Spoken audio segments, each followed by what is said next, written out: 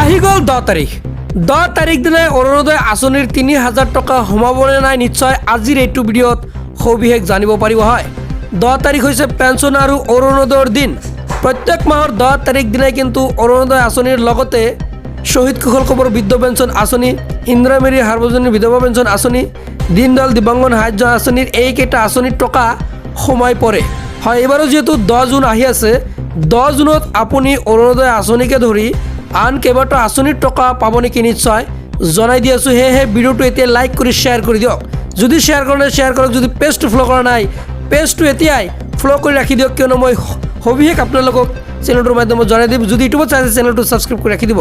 হয়, গুৰুত্বপূৰ্ণ এই খবৰটো আপোনালোকে সকলোৱে শ্বেয়াৰ কৰা দৰকাৰ, কিয়নো যিহেতু 10 জুন আহিছে, সকলোৰে মনত প্ৰশ্ন যে 10 তাৰিখ আহিলে অৰুণোদয় আঁচনিকে ধৰি বৃদ্ধ পেঞ্চনে হওক বা আপোনাৰ ইন্দিৰা মেৰী সাৰ্বজনীন আঁচনিয়েই হওক, যিকোনো আঁচনিৰ টকা কিন্তু বেংক একাউণ্টত সোমাই আহে। কিন্তু যিহেতু এইবাৰ নতুনকৈ আকৌ বিজেপি চৰকাৰ আহিলে, যিহেতু এতিয়া যি মন্ত্ৰীসভা বিধানসভা এইবোৰ চলি আছে আৰু ইয়াৰ মাজতেই মুখ্যমন্ত্ৰীয়ে ঘোষণা কৰিছে যে আগষ্টৰ পৰা আপোনালোকক টকা দিব। মুখ্যমন্ত্ৰীৰ মন্তব্য আছে, মন্তব্য শুনি লওক।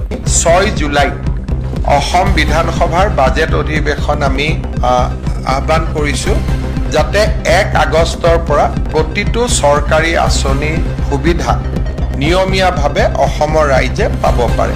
হয়, নিশ্চয় আপোনালোকে মুখ্যমন্ত্ৰীৰ মন্তব্য শুনিব পাৰিলে যে 1 আগষ্টৰ পৰা সকলো ধৰণৰ যি আঁচনি আছে, আঁচনি কিন্তু অসমত কিন্তু উপলব্ধ হ'ব আৰু এই টকাসমূহ প্ৰদান কৰিব।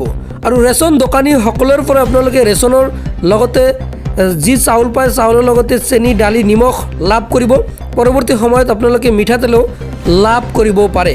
হয়, নিশ্চয় আপুনি জানিব পাৰিলে যে যিহেতু 10 তাৰিখত কোনো ধৰণৰ টকা নিদিব, আপোনালোকে জুন আৰু জুলাই মাহতো আপোনালোকে নাপাব। নিশ্চয় আপোনালোকে জানিব পাৰিলে অহা মাহতো আপোনালোকে নাপাব অৰুণোদয় আঁচনিৰ টকা। 1 আগষ্টৰ পিছত আপোনালোকে 10 তাৰিখে হয়তো লাভ কৰিব পাৰে। আৰু যেতিয়া আপডেট আহিব নিশ্চয় আপোনালোকক জনাই দিম। সেয়েহে চেনেলটো ছাবস্ক্ৰাইব কৰি ৰাখিব। যদি ফেচবুকত চাই আছে পেজটো ফ'ল' কৰি ৰাখিব আৰু ভিডিঅ'টো শ্বেয়াৰ কৰি দিব। ধন্যবাদ।